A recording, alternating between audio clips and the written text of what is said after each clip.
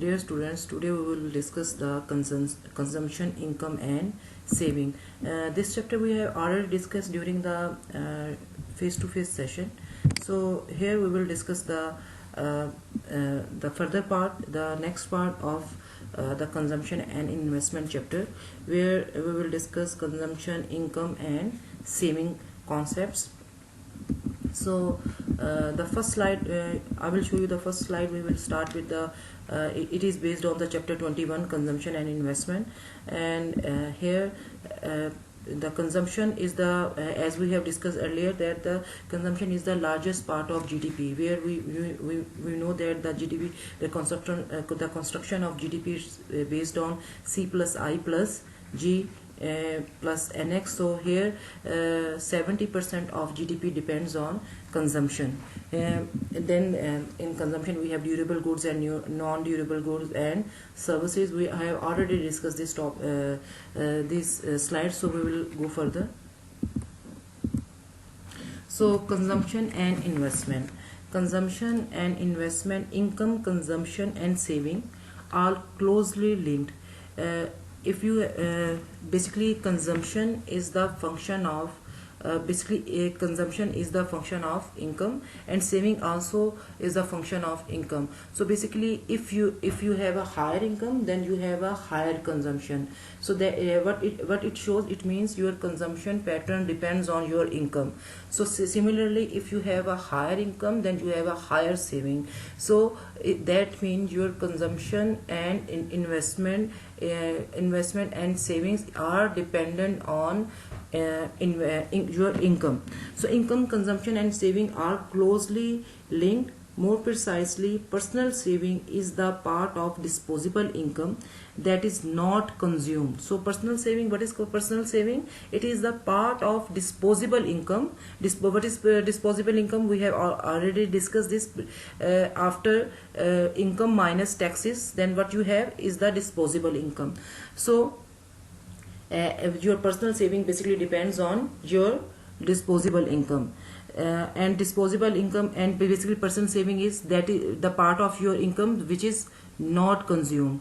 Saving equals income and minus consumption.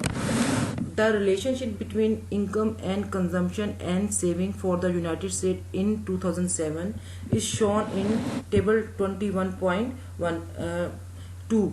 So here this is the table where saving or personal saving is the part of income that is not consumed. Saving is equal to income minus consumptions. Okay? After the consumption, whatever you have, after your disposable income, whatever you have consumed, so the leftover part is your saving. So personal income, basically, for example, if you have a personal income 11,600 something, then less personal taxes means disposable income minus taxes, then whatever the left part is your disposable income, which is 10,171.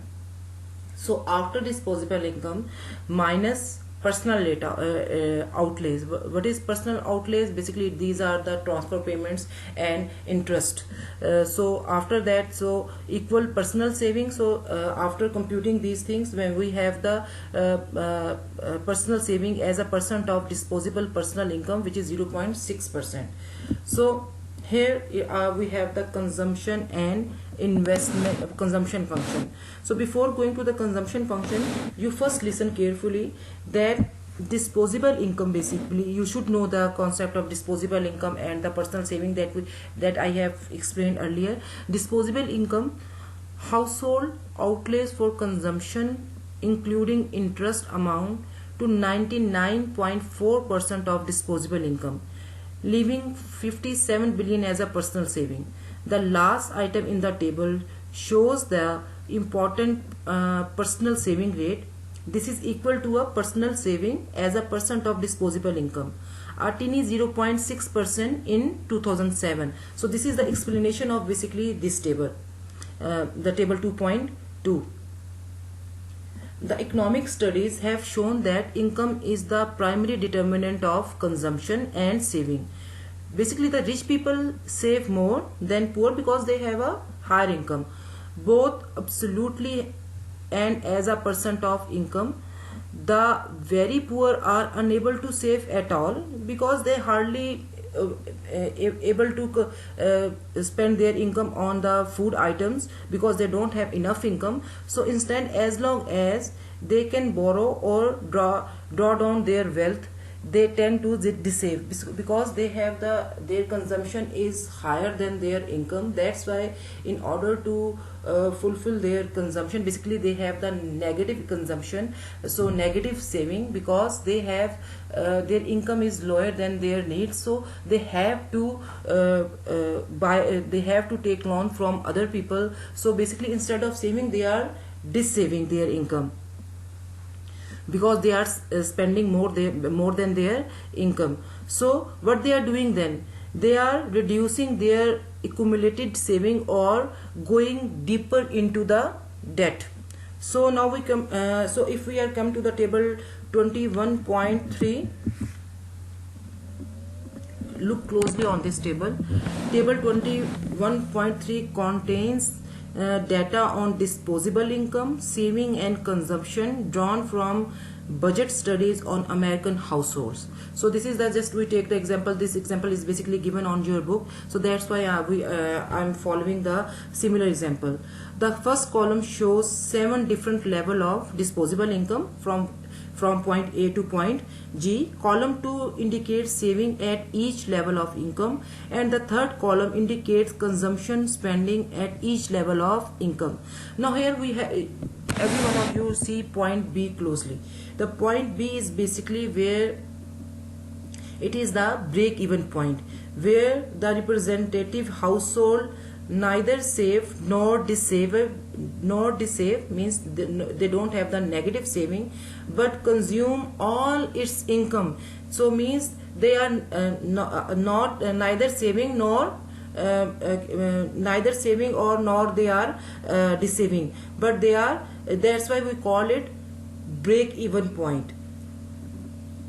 So at when they have the income $25,000, that specific family nor saving nor neither saving nor dissaving. So this is the, that's why where we have the equilibrium level where 25,000 minus 25,000 is equal to 0. That means the this is the break-even point. That specific family or any family is not saving, neither saving or nor dissaving. So they are at the equilibrium level, or we can say they are on the break-even point. So where the break-even point where the representative household neither save nor dissave but consume all its income comes at 25,000 points. So keep in your mind that 25,000 level of income is basically the break-even point in this given example. So break-even point say, now have a look at point A, where at $24,000 the household actually consume more than its income. Here you can see that the net saving is 90, basically minus 200. Basically the income level of that specific family at point A is 24,000, but instead of spending 24,000 or less than 24,000, they are spending 24,200. That means they are, instead of saving, they are dissaving, means $200 are the dissaving of that specific family at point A. But at point B the situation is better than point B because now neither they are saving nor they are dissaving. So that's why we call this point dissaving. Okay, the column 3 shows the consumption spending. Here the column C, column 3 shows the consumption spending for each income level, since each dollar of income is divided between the part consumed. Listen carefully. Since each dollar of income is divided between the part consumed and the remaining part saved, column 3 and column 2 are not independent. They must always exactly add up to column 1. So it means that consumption and saving basically depends on your income. They are not dependent, they are not independent, they are based, they are dependent on your income. To understand the way consumption affects national output, we need to introduce some new tools.